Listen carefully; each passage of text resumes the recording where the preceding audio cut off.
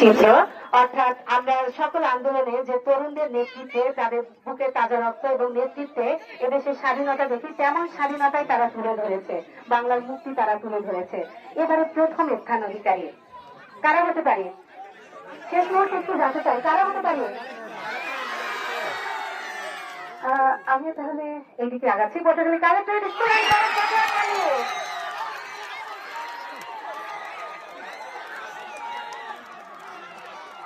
Patuakhali collectorate school and college Patuakhali, আমরা তাদের বেশ মনোমুগ্ধকর সেই 1952 থেকে 14 জুলাই আন্দোলনে যে ভূমিকা, প্রেক্ষাপট, পটভূমি, অর্থাৎ যুগে যুগে আমাদের তরুণরা তাদের বুকে তাজা রক্ত, তাদের সাহস, তাদের ত্যাগ, আমাদের পরিবাররা